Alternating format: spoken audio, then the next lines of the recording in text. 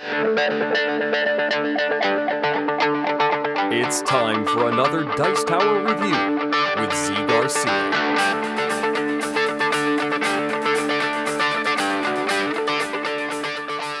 Hey everybody, today I'm taking a look at a small card game from a company that, if I'm not mistaken, is from Spain. The game Aloha Pioha here, in which each player is going to represent a tribe of lice. That's right, a tribe of lice that has invaded little Pualani's head here. There she is. You are all on her head, tugging on her hairs, trying to score the most victory points. But you have to be careful you don't snap those strands of hair, because then, well, you might not score as well as your opponents. I'm going to give you a look at how this works. As I said before, the game is in Spanish. There are some cards that are in Spanish, so I'll just show you those. I'll tell you what they say, but a very simple game. Let's take a look. We'll come on back. I'll tell you what I thought of it.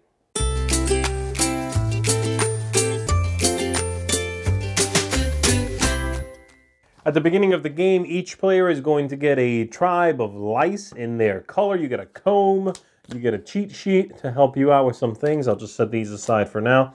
And then you are going to set up how many strands of hair you're playing with, depending on the number of players. So with 3 players here, there would be 5 of these. Some are off the screen, but there are 5 in place.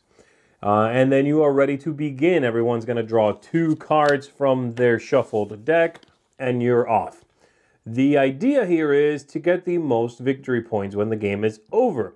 And what the lice are doing is swinging from the hairs of this poor little girl, and you are attempting to win that hair. But the way the hair is going to score depends on whether it snaps or does not break. The value here is both the victory point you're going to get for that card and the strength of that strand of hair. So here's how this works. On my turn, let's say I'm the green player here, I'm going to play a card anywhere that I've already played. So if I've already played here, I can play there again, or somewhere that is still uncontested. I can never go up against myself like this. That's not legal. When you play a card, you can play either face up, and then you would draw 2 more cards, which you always do, or you can play face down, get rid of all your cards in your hand except for 1, and then draw 2. The comb is simply a place to tuck the discarded cards, all right? Unnecessary, but it's a nice touch. And so at the beginning of the game, let's say I'm going to play there.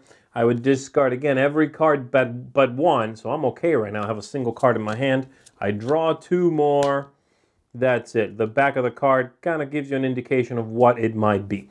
And it would be the next player's go. And this player, let's say, is going to play here. You can play anywhere you want to.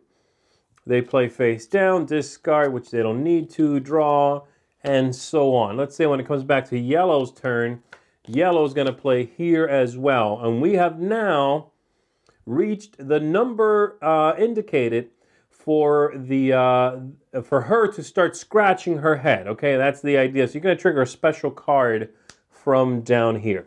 There is this deck of action cards, and there would be 3 face up. They do different things. So let's take a look at what these do. And as I said, of course, these are in Spanish, so I'll just tell you what it is they do. This one, for example, and by the way, the person that triggered this would take one of these 3 and would place it like so, affecting that strand of hair. Typically, you can keep playing on that hair, but some of them do say no more playing on this one. They have 2 different kinds of cards here. These affect the end of the game. The lightning bolt is an immediate power. Something happens immediately, all right? So these say things like all the lice here are worth exactly 1 strength. All the 2s are now 0s. This one says, this is an immediate, you get to look at 1 hidden louse anywhere. So that's how those work. So 3 of those. Once you take 1, let's say this player is going to make them all worth 1. Then you would replace it with another one from the deck. This one says the value of the hair is doubled. And so, as you can tell, weird and wacky stuff is going to happen from those cards. This is going to continue with players placing sometimes face up, sometimes face down. discarding some cards until everybody has drawn their last 2 cards and they play one more time.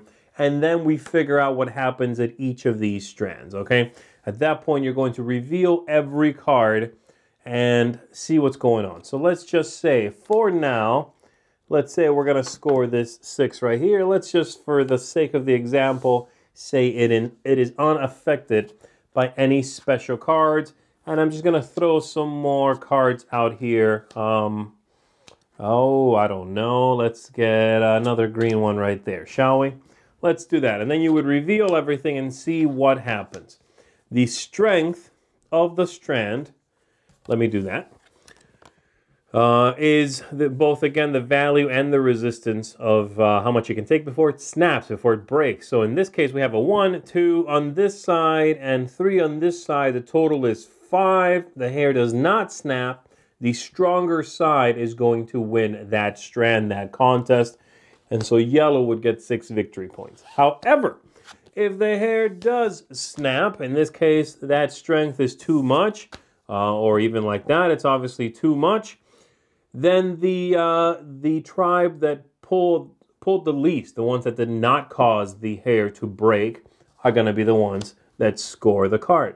And therein lies the big trick. You got to be careful how much how much strength you are contributing to something, because if you push it over the threshold and you're winning, well, you're now losing. Make sense? That's basically it. Everyone's going to deplete their deck, play one more time. You check every strand. You add these up, the ones you've gotten. Let's say I scored these 2. My score is 19 points at the end of the game. Highest score is the winner of the game.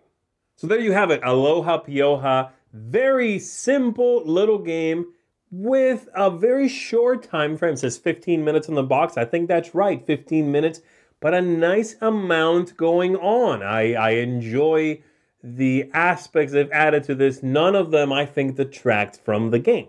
I like that you can play face up, you can play face down, but you obviously add a penalty if you play face down. I like the special cards you can then throw onto that hair strand to modify what's going on. It all comes together well. And then the big one is that rule, of course, that if you break the hair, weaker side wins. Also clever, also interesting, because you cannot just play there and break the hair.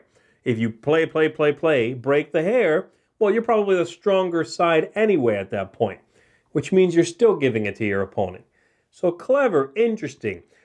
This is one that I think is a good one for a family with the kids and the grown-ups playing together. It's got the icky factor, you know, the ew, lice thing going on. But it's also cutely implemented, the way they tackled them being on the beach in Hawaii, it being her scalp. That's clever. Artwork's really funny. The whole thing is a filler with something interesting to it, you know. And again, I think it's really going to be great for that audience. With the kids playing, parents can join them, enjoy a quick 15-minute play of this, and everyone is going to walk away happy from this one. I am honestly very surprised that this has not been picked up in English or other languages. I don't know about other languages, but in English anyway. So I would recommend it. Obviously, if you're going to play and you need the cards to be in English, you're going to have to figure out paste ups or a cheat sheet or something like that. But again, I'm kind of hoping someone's going to pick this one up and put it out in English, because I think this could be a really fun game for a lot of families out there. So Aloha Pioha, I'm going to give this one a seal of approval, and I'm going to recommend you look into it if you want something a little bit different with a really clever theme. Thanks so much for watching the Dice Tower videos. Find more great videos and reviews, as well as our top-rated audio podcast at Dicetower.com. You can also find other great shows at DicetowerNetwork.com. I'm Eric Summerer, and you've been watching The Dice Tower. The Dice Tower is sponsored by Cool Stuff Inc., where you can find great games for great prices. Cool stuff in stock. Check them out at CoolStuffInc.com.